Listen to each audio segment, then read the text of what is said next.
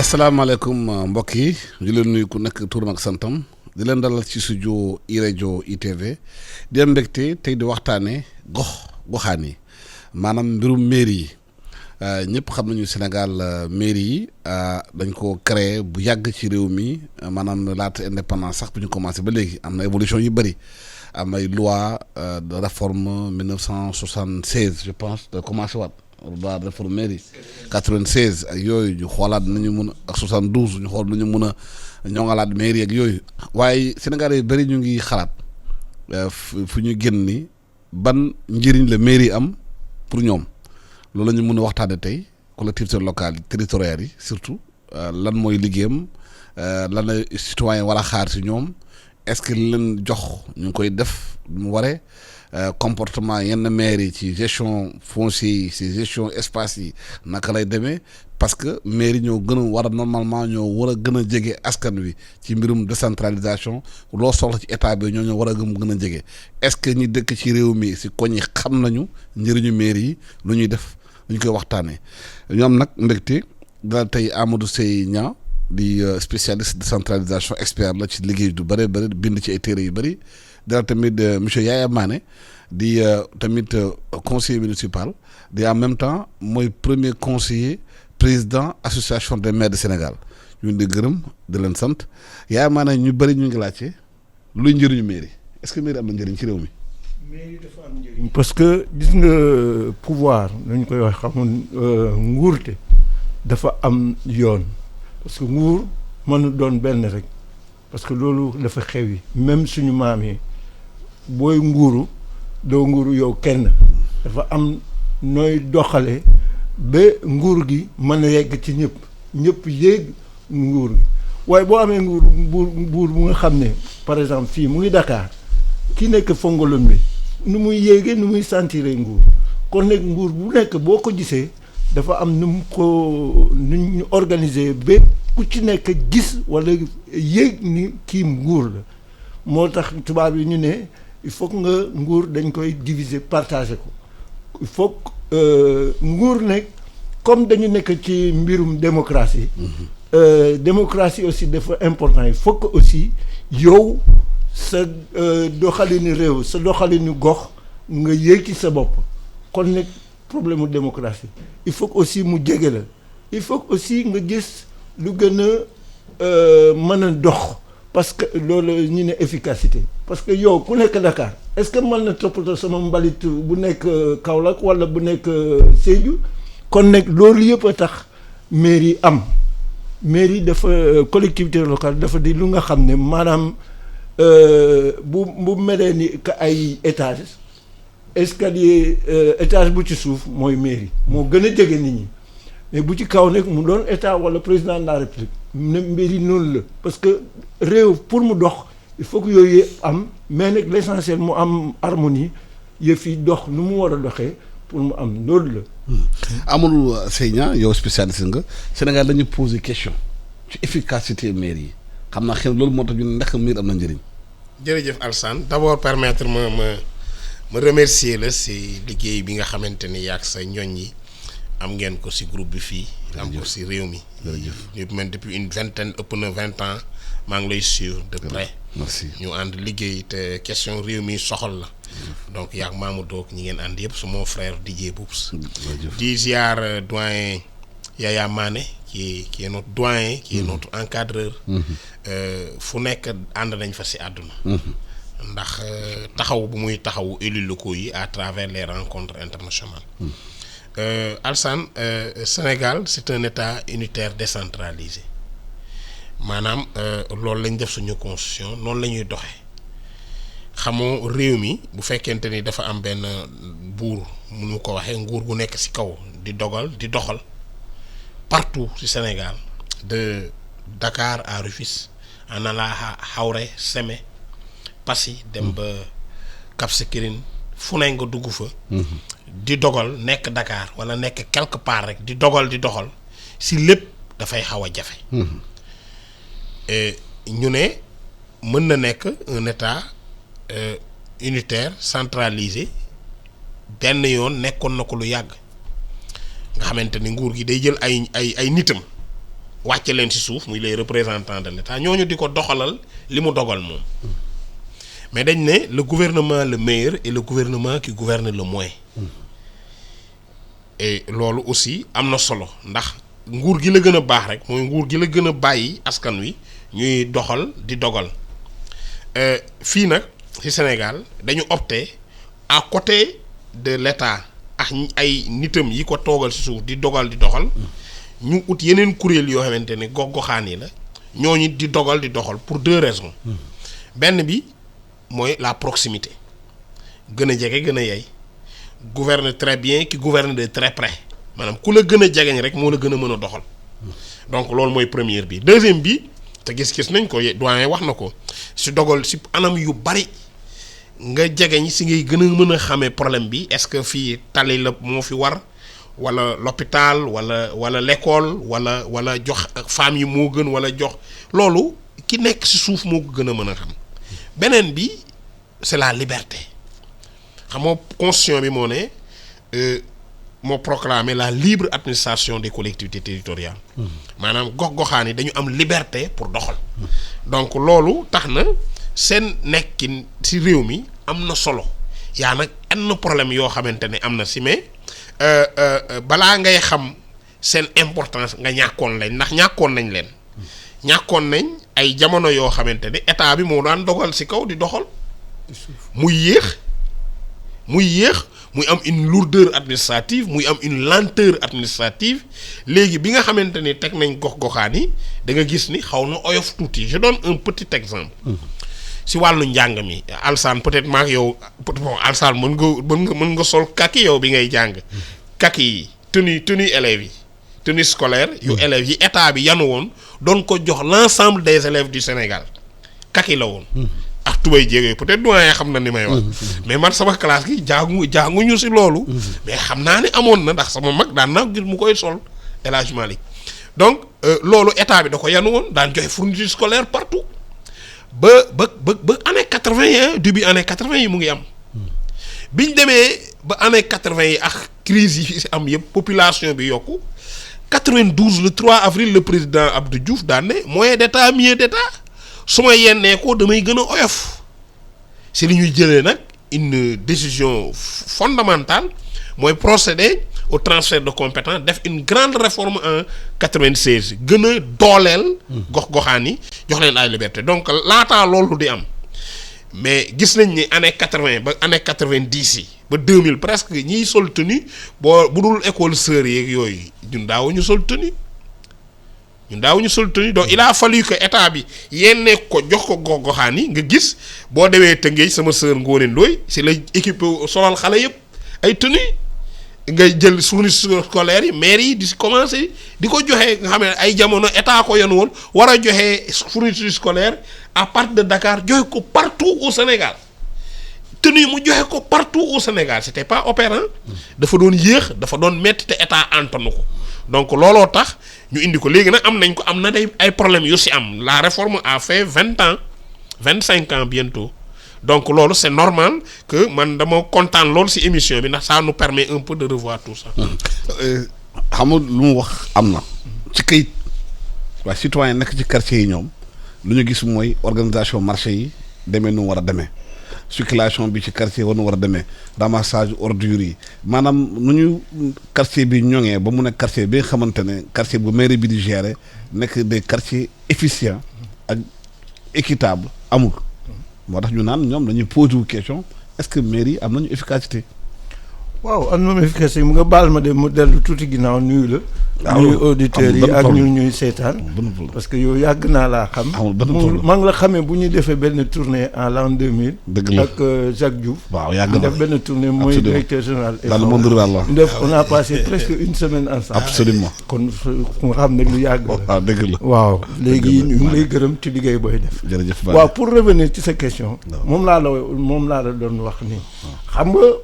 problème yooyu est-ce que tey war nañ ko wax Macky Sall kon nag collectivité am na solo mu nekk nii ci suuf léegi nag problème boo posé mooy problème gestion bi waaw problème gestion bi noo ñu ñuy doxale léegi mën na am ay erreur bon benn mooy xëy na collectivités yi amuñu moyens yu war léeg-léeg du ñu am personnel bu war léeg-léeg aussi il faut le dire dina am ñu nga xam ne njublaan nañu donc loolu yëpp day am mais lu ci bëre dañuy jéem a régler problème yi léegi nag problème gestion mairie yi gestion collectivité territoriale yi neexul parce que nañu seet d'abord ci ñun sénégalais nañu waxante dëgg yéen ngi ne occupation anarchique anek lii mais ñan ñooy occupé anarchique du ay sénégalais la ñun boo leen waxee lii damay daan sama doole damay def lii damay def la léeg-léeg aussi manque de moyens tax na aussi léeg-léeg am na ay mairies c'est vrai dañu installé jéem nañu organiser pour am ay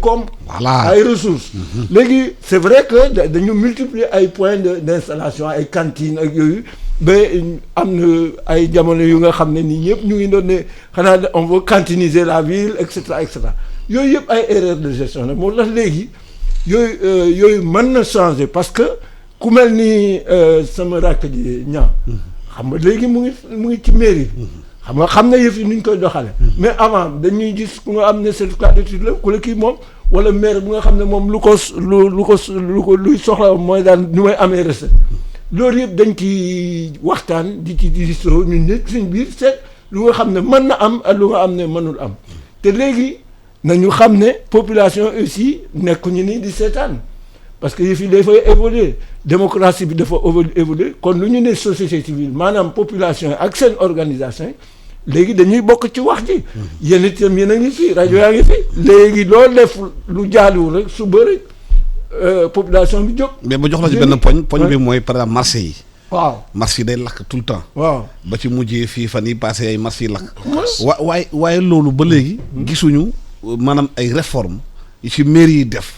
pour gestion marché yi. waaw gestion marché bi c'est vrai am na problème moom laa doon wax sànq c'est vrai y a eu un laisser-aller ñun mairie yi aussi faut xam nga boo defee erreur da nga koy nangu parce que boo tabaxee marché dafa am noo ko tracé nit ñi ni ñu war a toogee pour maanaam yëf yi dox courant bi fu mu war a jaar ndox bi fu mu war a jaar loolu yëpp da nga ko war a régler mais lu ci am c'est que dañuy bàyyi nit ñi maanaam yow di nga fa ci teg responsable marché bi mais keneen na ñëw buux ko dara ne ko may ma taxaw fii wala ma jege bunta bi wala lii wala kii ñu ne may ma sa courant may ma kii donc yooyu yëpp war la ñu war a seet dañu des war a am dispositif bu nga xam ne defe naa état mu ngi ciy liggéey pour que ñu rationaliser installation yi ci marché yi ak comportement nit ñi aussi ku nekk mu ngi bëgg a jege bunta bi bon yooyu yëpp dañ ko war a régler pour bañ a am incendie c'est vrai am nañ foofu ay fautes ay erreurs yu ñu def léegi dool suñ ko defaat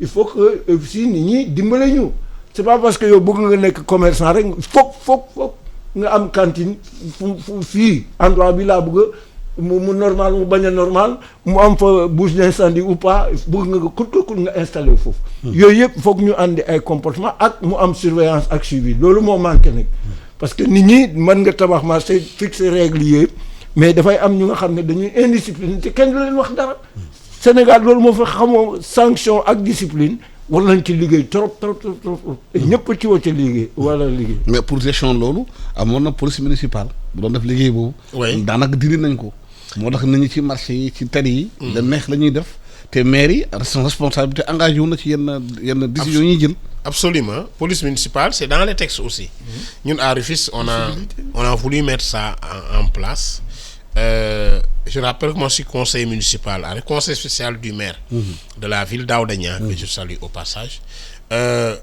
oui police municipale mën na xam nga doyen wax na ko ñetti cause benn bi c'est les citoyens problème de civisme de citoyenneté et de discipline municipale noonu laa ko mën a tuddee mu nekk problème bu nganda ndax comportement nit ñi moom demul pour développer dëkk dañ ko wax rek muy dëgg beneen bi c'est au niveau des élus les élus dañu amul ñu si pour la plupart amuñu vision de développement moderne maanaam xam loolu problème la c'est un grand problème nag c'est un grand problème muy benn si ñoom ñaareel bi mooy cette recherche effrénée de recettes loolu aussi problème la mooy cantinisation bi mu wax waaw bu mu wax léegi parce que dañuy soxla xaalis ndax nit ki boo ko yenee ay mbir ne ko yaa ko war a doxal te amul xaalis aussi il faut mu sàkk pexe pour am xaalis. mais est-ce que mairie muy am créativité dem wut ay ressources feneen. waa ressources ki am management bi ak intelligence. dinaa si ñëw mais loolu.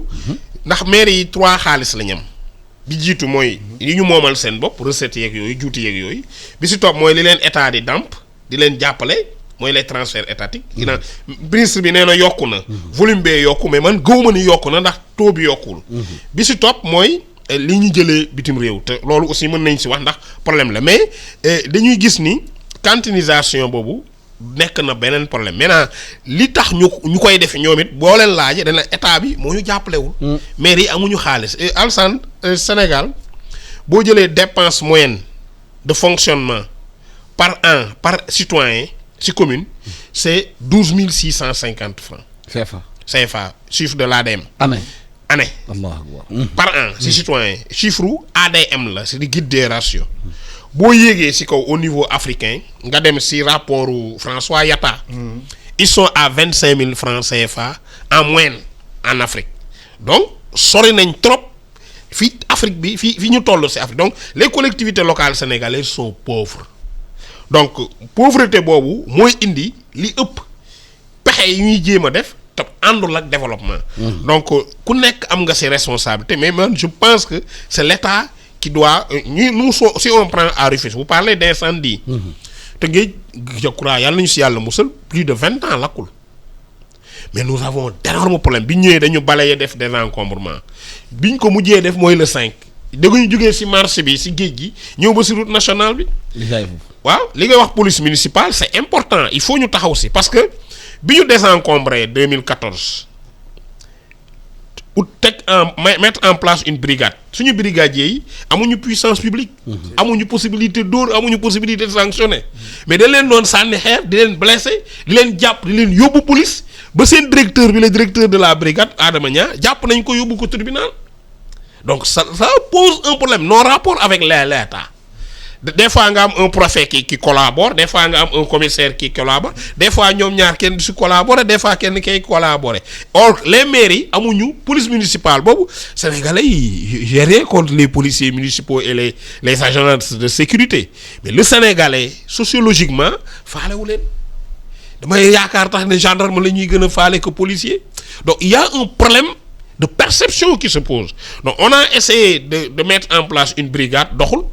ñu daal di indi ñu daal ne dañuy mettre en place une police municipale ba tey li la koy permettre au plan juridique may ñu ko on est retourné voir l'État encore une fois le maire a dit au préfet si vous amenez 50 GMI je paye tous les jours xam nga loolu tamit maire yi seen xaalis mënoon na dem feneen bu fekkee état bi taxaw na seen wet ba occupation anarchique du am mais loolu lépp pour man état moo ko war a xool ses rapports avec les collectivités locales yi tamit góorgóorlu ci vision ci wàllu doxalin surtout les services publics marchands def ba construction marché yu bees yi ñun on a le carré d'or boo gisee fii Sandaga ministre bi mu ngi defar foofu dañu defaraat Sandaga ne Sandaga meloon c'était inacceptable tey jii da ngay dem ci yenn dëkk yi dañuy am ay projet de centres commerciaux yu baax xam nga Alsane boo demee Europe.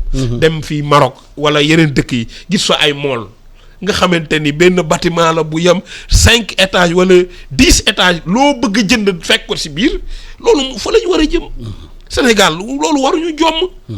ba Côte d'Ivoire Nigéria dañ koy def Sénégal Dakar fii nii suñu réew mi Touba Ndar Ziguinchor yooyu waruñuy jomm. ay nit koy def te war nañ toll foofu xam nga jël ay man suma goro maa ngi koy nuyu du ndugg noonu bu nduggee da koy raxas def si eau de javel parce que kenn mënul imaginer boo xamee marché nga fréquenté ko kenn mënul imaginer conditions yi denc légumes yeeg yenn affaires yi. musiba naaru laayal bu ko tax xalaat. boo ko xalaatee dootoo lekk Sénégal conditions yi jaayee si marché yi musiba la marché yëpp nag sans exception Kermel moo fi xaw a am norme yi. Mais c'est inimaginable. Donc c'est deux problèmes de santé publique, d'hygiène publique qu'on doit revoir, surtout au niveau des marchés, moderniser ko état bi nangu maire yi effort yi ñuy def ut ay partenaires parce que amuñu xaalis pour financer ko état bi joxu leen ko pour ñu financer ko suñ ko utee feneen mais ñu jàppale leen ñu financer ko. nous à Rufisque le carré d'or c'est 49 milliards. Alsane depuis 2 ans 13 milliards mu ngi nelaw ci benn banque fii avec les Chinois. Moi j'ai organisé l'autre jour une rencontre où le partenaire chinois signé avec l'entreprise bi koy tabaxal carré d'or bi avec 3 tours de 20 étages à Rufisque. Certains disent non, l'État nous regarde faire sans nous appuyer. C'est des problèmes qui se posent. Looloo tax nag peut-être anarchie bi am Tëngéej am fa bi am Dakar am fa bi am Touba ak feneen am fa ndax mairie yi bu ñu imaginer ay solutions ils n'ont pas le soutien de l'État. Mais est-ce que justement kon décentralisation bu ñuy wax à déconcentration des politiques territoriales bu ñuy wax loolu amul maanaam impact ci population bi parce que kayit bi dañ koy bind wax ko mu rafet loolu waaye ci terrain bi application bi problème la. waaw man nag du ma ñaaw njortu defe naa ñu ngi ci territorialisation des politiques publiques ñu ngi ci. 60 ans ñu ngi ci. waaw indépendance ba waaw léegi. ñu ngi ci waaye des na. kañ lay egg. waaw mais xam nga lu nekk même yàlla. defaroon àdduna benn fan. waaw mais yàlla donc fast track ñu ngi ci yoon bi. yàlla bëgg na fast track. léegi xam nga man du ma wolof waaw ngeen baal ma ne sama wolof. wax rek amul di noonu. xam nga am na boo dàgg dara. am na lu nga xam ne jaasi moo si gën. am na lu nga xam ne semmiñ ci gën. donc yooyu yëpp foog nga seet ko. léegi est-ce que tey suñu collectivités locales yi am nañu kattan boobu dogal walla doxal yëf yi ni mu waree. loolu mooy problème bi parce que état bi moom ci boppam sax amul gannaay yu ko war doyul en tout cas. ñu nit doyul donc lu doyal yi kon da ngay ut ay pexe. ci pexe yooyu la ñu nekk te pexe nag du daal du lu gën donc ci la ñu nekk kon nag affaire bi il faut que ñu dem ndànk léegi nag état bi am na collectivité locale am na ay programme yoo xam ne ñu ngi intervenir ci gox-goxaan yi ay PUMA ay PUDC ak yooyu yëpp dañuy intervenir léegi problème bi mooy dañuy di réew bu nga xam ne suñu moyens demoon noonu. kon comme bu ñuy génn ci réew mi ak suñu soxla yi yemuñu. soxla yi ñoo ëpp lu ñu mën a am. kon nag lu nekk foog nga planifier ko moo tax yëf yi du mën a gaaw ndànk-ndànk la ñu ngi ci defe naa état bi xam na mu ngi ciy texeel une collectivité aussi ñu ngi texeel moo tax ñu ngi ut nu ñuy gën a mën a am koom pour mën a régler problème soxla nit ñi. parce que loolu la ñu fi nekkee. collectivité locale. mooy xam nga lu ñuy ne développement. mooy méngale soxla yi ak lu loo jumtuwaay yoo am pour mën a régler problème. mais mun na am sa amaana moyens yi sax mun na am. waaye problème bi mooy gestion moyens yi ak nu ñu koy jëlee. loolu am ak na efficience dépense bi. loolu am na parce que tey. c'est la journée mondiale de lutte contre la corruption. Sénégal mu ngi 45e place bougéwul. te nit ñi xam nañu bugum bi ak corruption bi. bu duggee ci mairie kenn du liggéey. boo nee corruption. corruption dafa am ñaari fànn. waaw dafa am corrupteur. dafa am corrompu. waaw d'accord. kon nag ñaari fànn la. kuy corrompre. ku ñuy corrompre. boo gisee nit ñu koy corrompre dafa am pouvoir xam nga pouvoir la ñuy corrompre. may dogal lii léegi pour nga dogal ci sama intérêt man dinaa la jox xaalis léegi problème bi mooy effectivement am na problème de gestion du rek ñun même yow sa société am nga problème de gestion. léegi gestion bi ni ñu koy defee moo tax léegi gis nga am na ay mairie yu commencé gestion participative maanaam population bi ci bopp dañuy seet tous les jours quotidiennement sa gestion seet nu noo koy doxale te ñun dañu am chance aussi Sénégal suñu réew mi dafa organiser kuy décider dépense bi ak kuy exécuter dépense yi bokkuñu moo tax ñu ne ordonnateur ak comptable du c'est pas la même personne. waaw mën nañu déggoo de. waaw mën nañu déggoo. mais heureusement organisé wu nañu bañ a bokk bi mun naa am mu dindul bañ a déggoo bi. léegi am na loolu. te am nañu ay corps de contrôle fu nekk. ci biir ministère am nga corps de contrôle ci lii am nga corps de contrôle même ci ñun mairie yi am na ay système de contrôle. donc loolu ñu ngi ci mais nag xam nga feebar. waaw bu nga xam ne dafa dugg xam nga au départ sax. joxe guru yàgg nañ ko def. am na njaayam suuf si tamit. waaw mais ñu ngi souvent di attaqué. ñu ne kurpeñu murit gars yi ni ñu ko waxee. waaw. xam nga dafa di lu yàgg. boobu kurpañu réew mi rek. voilà léegi il faut que ñu changer mentalité ñun ñëpp corrupteur bi lu nga xam ne lu la war nga def ko luñ la waral ñu defal la ko. ak suuf bu si ñu defee loolu. suuf si maire di jaay suuf si non dañuy wax ay jaay suuf mairie mënul am mairie bu normalement suuf bu muy jaay d'abord xam nga y a deux façons de suuf am na suuf domaine national ak suuf urbain. lotissement balaa nga koy def mairie il faut que service yëpp il faut que ñu approuver ce lotissement benn. ñaar affectation yi benn commission la du maire rek mairie mu ngi ci mais du mairie rek ak kii bokk. ak suuf aussi kenn warul jaay suuf domaine national affectation la. ci kayit bi. waaw ci kayit bi kayit kenn waru ko jaay. bon waaw. waaye ci réalité bi leneen la. waaw gars yi dañ koy def. mais nag du caagat ni parce que am na 2 ou 3 ou 10 maires yu koy def wala ay conseils municipaux yu koy def nga généraliser ñëpp koy def ñun par exemple xam nga man maa ngi jógee Casamance. xam nga suuf si problème problème suuf si moo andi. mbir mu nekk nii Casamance. bokk na ci mais ñun dañu toog conseil municipal ñu fixé ay règles léeg-léeg lañu ne ku bëgg a suuf bu ñu defee lotissement lii ak lii ak lii ngeen di doxale kii moo war a am priorité kii am seconde priorité kii troisième priorité bu ñu defee loolu léegi nag bu ñu affecté suuf ku nekk yaa xam ne jaay am na ñu nga xam ne dañuy tabax am na ñu nga xam ne dañuy jaay léegi nag am na njublaan dafa am ci dëkk bi ci réew mi du ci ñun rek ci ñeneen nag suñ société moom mel noonu da ngay gis par exemple ma jox la benn exemple da ngay ne kii dama koy affecté suuf si mu ne la déet jox ko sama cousin bi moo ma ko gën a soxla fekk waa ji du cousin am daf ko jox xaalis ñu affecté directement cousin bi moom fekk na ci suuf jël na xaalis yooyu yëpp day am mais kooku mënoo nekk surveiller loolu yëpp léegi nag effectivement am na comme on dit kër gu nekk am na ay mbóot léegi nag il faut que ñu xeex ko parce que loolu day wàññi développement do accélération boo wax na mënul wax parce que xaalis boo xam ne dafa waroon dem ci askan bi da nga koy dévier mu dem poche benn nit nga xam ne ñëpp a ko war a bokk yow nga àcc moo ko yow sa kenn xam nga du mën a dox donc loolu la problème yëpp loolu la bon c'est un mal il faut que ñu xeex ko mais ndànk-ndànk.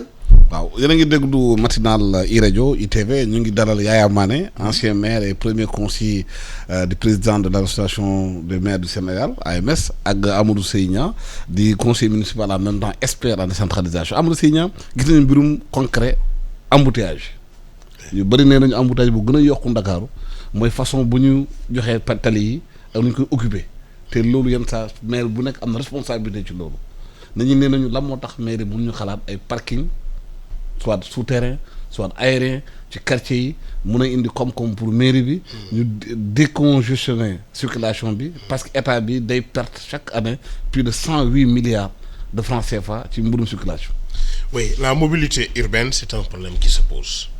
Je crois que mobilité bi indi conséquences sanitaires pollution bi financière ak Covid bi yëpp ak pollution bi danger la pour santé nit ñi. loolu je crois que li nga wax moo am si àdduna bi je crois que la ville de Dakar avait un projet comme ça à la place de l'indépendance seulement moom laa wax rek tant que état jàpp si moo feccum liir bu neexee yaa jeetee sa wagg yi donc loolu je crois que mooy problème bi fondamentalement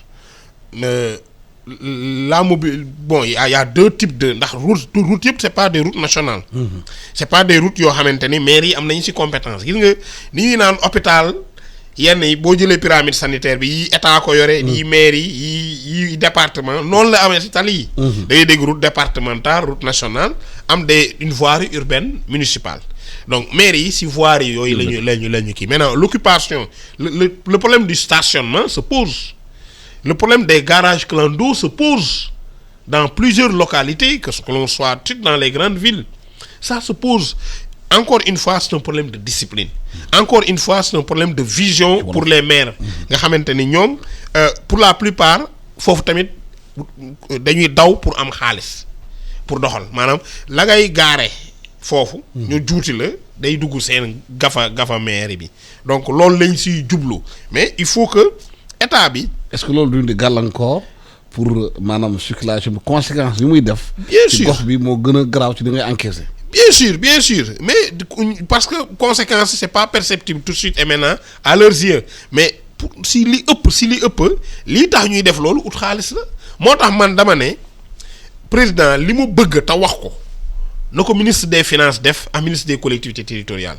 loolu la mooy transfert yi nañ ko yokk transfert étatique yi nañ ko yokk président dégg naa ko nag mu def ngandam dellu gannaaw ndax dafa ne woon le 10 octobre 2019 que pare na pour fonds de dotation ak fonds d'équipement mu jógee 5,5% TVA dem ba 10% loolu la waxoon. ñëpp tàccu. ren mu ñëw mu ne waaye dinañ ko def wante na il faut ngeen dolli si liñ leen di joxaale PACASEN PUDC PUMA waaw président ma ne ko président yaa ngi dellu gannaaw moom dafa ne woon 10% léegi mu ne est-ce que bu ñu si doolee yooyu mu commencé joxe est-ce que du ma 10% lan moo waral loolu xam nga état bi yoon dafa ne saay su état yennee ko ay sañ-sañ yan ko gox-goxaan yi la mu si daan def na leen ko jox. boo demee Maroc 30% de la TVA la. boo demee Nigéria c'est 50-50 seen recette fiscale yëpp la ñu jël dagg si digg bi lii état lii collectivité locale yi fii Sénégal si TVA maanaam 18% si bouteille bi. 18% bu ñu amee 100 milliards si TVA 5 milliards virgule 5 yi la collectivité locale yi moom loolu lañ leen ndawtale. pour leen yan ñu antan ko. loolu loi bi moo ko. loi bee ko wax.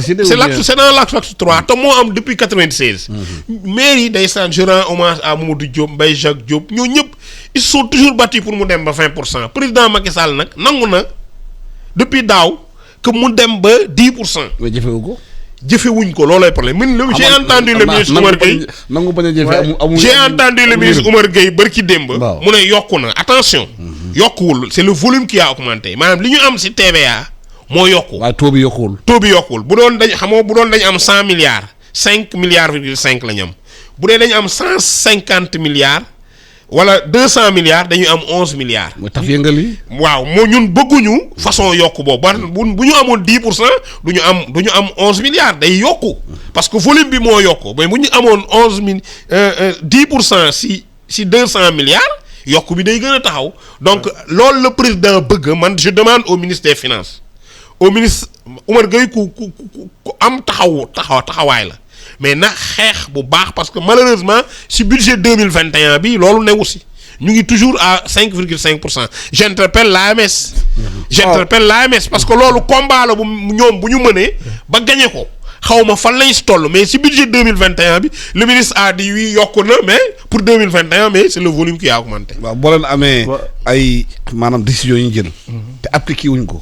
loolu mooy di problème gox-goxaan yi.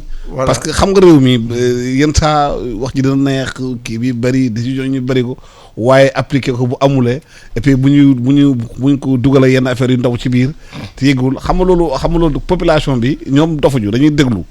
te yenn saa sax ñu ngi remettre en cause aujourd'hui population bi. mandat maire yi. man daal. waaw boobu mën nañ ci egg. juróomi ñaari at. maire yaa ngi toog kenn du leen fal. dinañ ci egg si. boobu violation démocratie la. du suñu coobare. waaw mais non lu ma wax dama bëgg d'abord dellu soit ci affaire circulation. xam nga mbirum circulation ñetti wala ñeenti yëf la. am na yoon yi kii lu ñaan lu mu ko waxee. am na classification. am na yu nga xam ne ay yoon yu nga xam ne ça dépend de l'État. am na yu nga xam ne ça dépend de nous. non dañu daan si voirie la ñu wax. voirie yi waaw voirie bi occupation voirie du domaine public. voilà léegi problème auto bi aussi am na ci nit ñi aussi comportement nit ñi aussi am na ci. loolu yëpp foog ñu liggéey ci parce que par exemple boo gisee ay yoon yu nga xam ne benn couche rek lañ ci def couche goudron. xam nga kooku day teel a yàqu. lu yàqute boobu day andi yeneen problème. ci circulation yi ak yooyu. il faut aussi. problème bi aussi il faut pas généraliser. problème bi Dakar la am parce que Dakar dafa xat. waaw mais bu ñu defee ñu waxante ni mais am na ñu Dakar lu mu bindoo. waaw ak région Dakar lu mu bindoo. moo tax mu xat aussi. waaw mais bu ñu defee benn couche goudron. facture bi muy 10 couches. problème la. waaw non mooy problème bi mooy. waaw d'accord. bon benn couche facture bi 10 couches. voilà léegi mel na ni pour wax ci affaire transfert état lu ñuy wax. effectivement mais nag il faut que ñu nit aussi du tàggal ni politique lay def waaye foog ñu gërëm état parce que quoi qu'on dise juróomi at yi ñu passé chaque année lu ñuy transféré dafay yokku te ci mbirum PACASEN programme PACASEN bu ñuy wax état jël na engagement vis-à-vis des bailleurs chaque année mu augmenter volume transfert récemment président aussi annoncé na fonds minier dina ñëw léegi affaire bi loo calculer rek luy jógee ci TVA bi parce que am na yeneen ressources yuy ñëw yuy dugg ci biir beneen bi mooy ñu ngi engagé réforme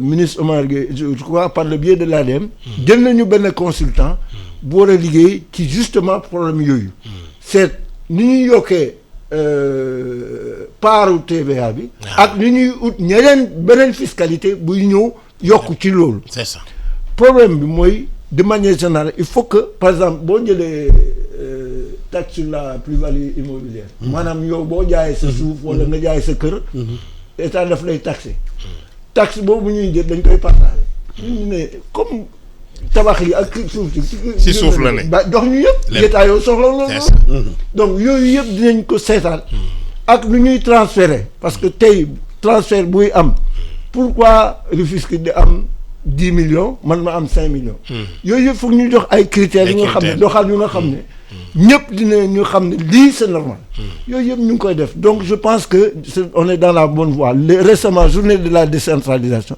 xam nga ne on a la chance aujourd'hui Macky Sall a été maire donc yooyu yëpp xam na ko absence de moyens le ministre est maire voilà le ministre actuel est maire le ministre des finances est maire Abdoulaye Daouda Diallo il est maire donc je crois que yëf yi loolu mooy cumul de mandat yi rek non du question cumul mais baax na ñu encouragé leen moo nekk ministre nekk maire dañu bàyyi xel nekk ci gox yi nag maire ba xam nga loolu beneen problème la aussi léeg-léeg am na utilité am na utilité gars yu am deux positions am na utilité parce que am na ay buntu yu muy mën a ubbi waaw d'accord donc léegi nag man moo tax man dama bëgg ñu encouragé leen ci loolu xam nga loolu chef de l'état gouvernement ñu encouragé leen pour ñu yokk comme buy dem ci collectivité xam nga loolu yëpp ay wax nañ ko ay décisions yu war a jël mais ñi nga xamante ñoo nekk ci gox-goxaan yi askan wi est-ce que loolu yëpp am na impact seen dund est-ce que yéeg nañ ko bien sûr dina am impact naka lañ ko yéegee mais dina am impact bu ñuy bëree koom xam nga prise en charge yi day bëre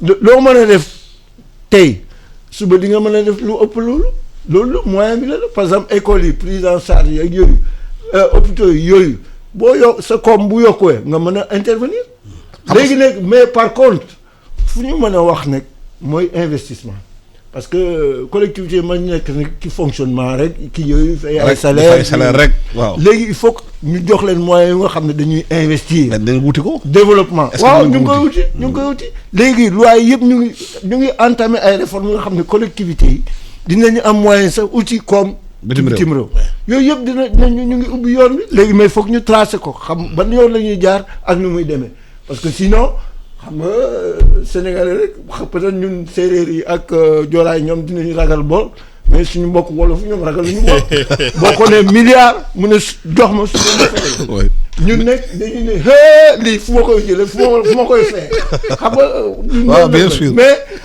ndànk nag nañ ci egg foog ñu def am culture mais lébu yi dañuy fay bor mais am na benn débat bu mu posé bi nit ñi di posé souvent mooy cumul des mandats ñu ngi laaj est-ce que ministres yi mën nañu nekk en même temps des maires la moo tax maire yi ñu ko jox waa gox bi xam nga ne liggéeyam bu yeewu suba ngoon loolu mooy yitteem Alassane question bu am solo la mais loolu yoon réglé na ko xam nga sénégalais yi dañuy jowaat le cumul ak incompatibilité le Sénégal a réglé le problème du cumul parce que dañ ne nul ne peut exercer plus de 2 mandats électifs à la fois les mandats électifs au Sénégal ils sont d'ordre de 4 mandat président de la République mandat député mandat conseiller départemental ak mandat conseiller municipal 4 mandats yooyu ñoom kenn mënu si am ñaar lu ëpp ñaar kenn amu ko Sénégal ku ko am identifié nañ la génn la donc problème mu cumul amul maintenant bu amee it génn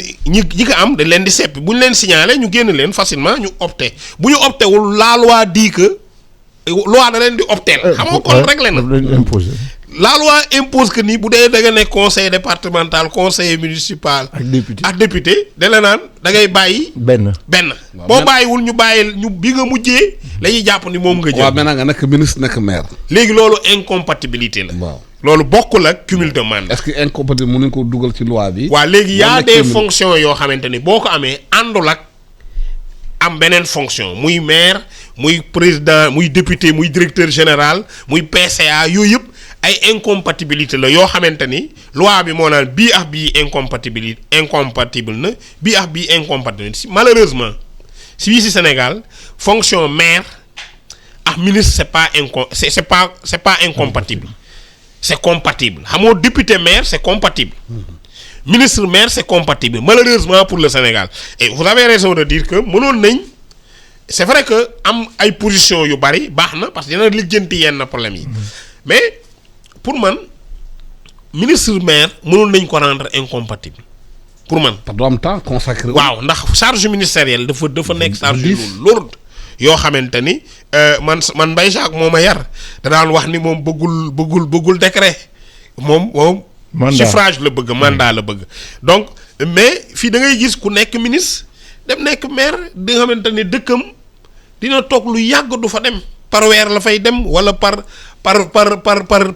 quinzaine de jours. délégué responsable délégation ba poser problème donc yooyu yëpp dañ ko war a xoolaat pour man dañu war a rendre incompatible fonction ministre ak député d'autant plus que man je comprends tout au début aux indépendances nu nangu yenn compatibilité yi ak yenn cumul yi parce que dafa am cadre yi bari wuñu woon Sénégal yi nekk si koñ seen koñ. oui yore compétence. wala mun nekk ay maire. ñu xañ leen ko parce que ministre bi mu ngi toog ci jëlu maire bi. moom laay wax empêché ñooñu dem jëli seen temps seen responsabilité ak seen i xarañ pour indi ko gox bi. au début des indépendants le grenier de compétences n'était pas bien rempli aujourd'hui ça déborde.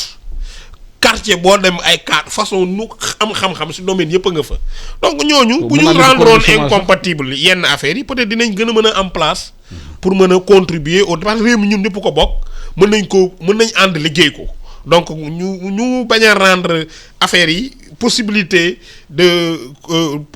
d'exercer plusieurs choses à la fois comme ministre ak maire vraiment man su ma sañoon. même député maire oui député maire c'est acceptable. parce que c'est des fonctions électives maintenant ñaari fonctions électives nga mën a am maanaam mënoo nekk député nekk maire nekk président conseil départemental wala nekk conseiller tax au niveau départemental ndax ñaari ordre de collectivité locale yooyu ñoo am. commune ak département boo si nekk rek mënu ko booleeg maire. même député mu nga nag mu nekk député bañ a nekk maire. donc bàyyi ko keneen. non loolu amul fenn. mun naa nekk sur cette question. man bëgg naa day xeex mbirum chômage bu ñuy wax mbirum chômage bi mbirum borom. waaw non mais Alassane attention c'est pas des fonctions c'est des fonctions bénévoles pour la plupart. Les maires n'ont pas de salaire.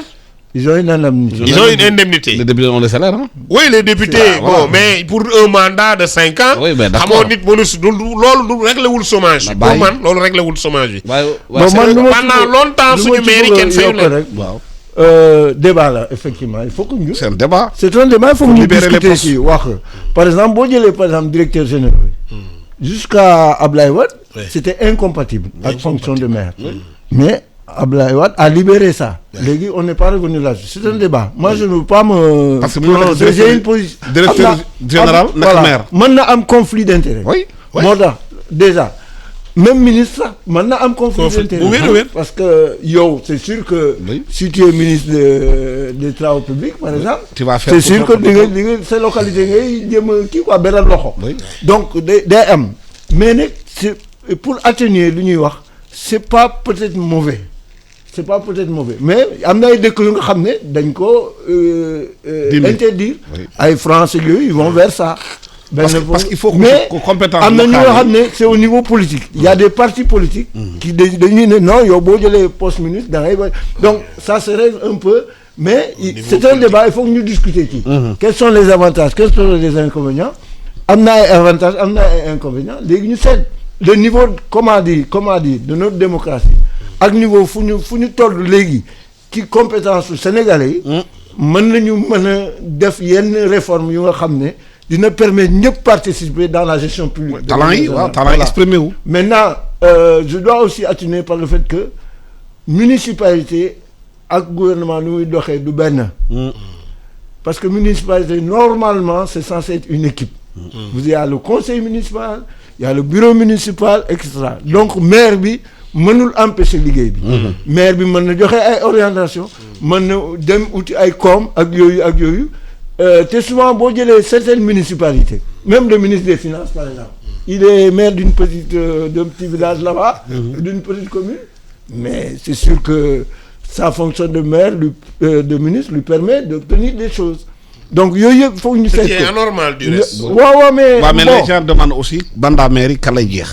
mandat prolongation ba ma ne loi mooy 7 doxal ans mandat wu maire 5 ans la waaw léegi circonstances yi def nañu ba mënuñu organiser élection loi moo la ñu voté ne dañ koy repousser loi bu ko repousser day waxaale ñu ñuy gérer dafa ne dañu prolonger mandat ni mais Ablaye Wade defoon na fi ne ay délégation spéciale yooyu yëpp day formule la illégal c'était voilà illégal. c'était illégal parce que institution élective mënoo ci def ay fonctionnaires ou des gens nommés mënoo ci def institution de nomination mesure générale. donc léegi boo daxee élection foog nga yokk nga prolonger mandat wu léegi problème bi mooy c'est un débat national léegi problème bi mooy loolu léegi est-ce que objectivement mën nañu organiser élection parce que boo balaa ngay organiser élection il faut nga def révision liste électorale mu am période contentieuse ak loolu léegi date bu ñu jàppoon mooy mars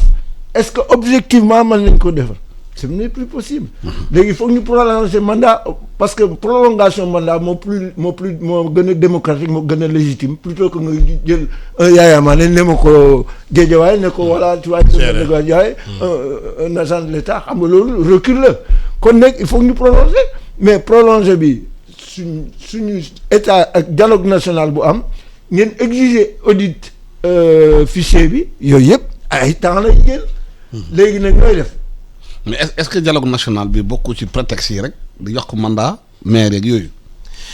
Alsane man maa créé pôle des non-alignés. sama gis-gis mooy la commission de dialogue national sur le processus électoral dañ ko war a réformer. maanaam yendu la. lekk naan waxtaan. il y a pas pour améliorer le système électoral man presque bii passé nii ñaari yoon wala ñetti yoon laa fa dem et on peut pas réfléchir pour l'amélioration du système électoral sénégalais te ne koy def musuñu bokk élection pour la plupart mënul ne donc loolu mooy première chose bi ndax ça c'est un bon prétexte pour reporter les élections beneen bi mooy état du Sénégal man dama jàpp ni amul volonté organiser élection locale depuis 84. Alassane Samba Diop arrangé wu leen 84. après 84 élection yi 89 la waroon am. ñu ne crise mauritanienne toujours day am prétexte ñu def élection yi 90 toute l'opposition avait boycotté.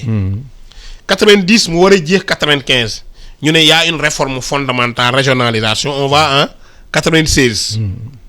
ñu dem 96. 2000 président Wade ñëw 2001 ñu waroon def élection mu ne non moi je suis pas prêt je dissous tous les conseils municipaux def délégation spéciale ba 2002 ñu def élection locale 2002 mu war a jeex 2007 on organise l'élection présidentielle les élections législatives ñu ne mënuñu am ñetti élection ci benn at nañ ko daax ba 2008 ba 2008 ñu dem ba 2008 mu ne jaxaay mën mi dama koy daaxaat ba 2009 il y a toujours un prétexte 2009 ñëw ñu war a dem 2014 foofu benn petit report moo fa am entre mars et juin la woon président Macky Sall bi yoon aussi c'est la même chose ñu jógee 2014 2019 la waroon jeex ñu pousse ko ba ni 2020 après ministre bi daan ne au plus tard ça se fera avant le 31 mars 2021 aujourd'hui en haut lieu on nous dit que du génn peut-être dinañ dem ba 2021 mais du génn 2021. waxatuñu au plus tard dañ ne du génn 2021 ñenn ñi ne est-ce que duñ dem ba kii la leçon que je tire mooy état du Sénégal saa yu su élection présidentielle amee jotee ñu organiser ko moi je parle pas de régime. j'enjambe les régimes. tous les régimes laa wax. bu élection législative jotee ñu organiser ko quel est le problème avec les mairies muy beneen bi mooy est-ce que mandat yi pour man.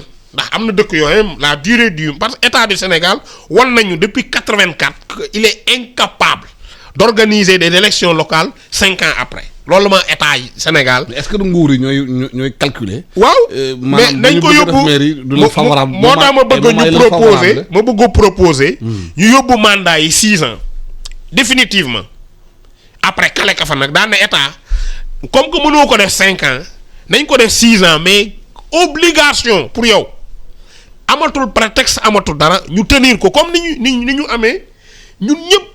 ñu d'accord ni élection présidentielle 5 ans après la wala bu dee mandat bi 7 ans la 7 ans après kenn xalaatul reporter ko que ñun ñëpp ñu d'accord moo tax commission bi liggéeyuñu parce que gis nga li doyen wax la ay révision yooyu yëpp mën nañ ko régler buñ ko bëggee régler donc man loolu laa amoon lu may wax.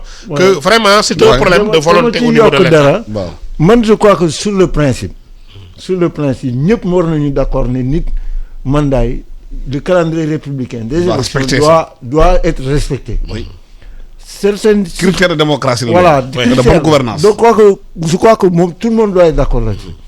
Certaines circonstances exceptionnelles mën nañu andi mais pour man warul dépasser 3 mois. Pour moi. fii dañuy créer circonstances comme Niang a dit effectivement on s'est habitué d'y prolonger di différer di kii loolu moo normal.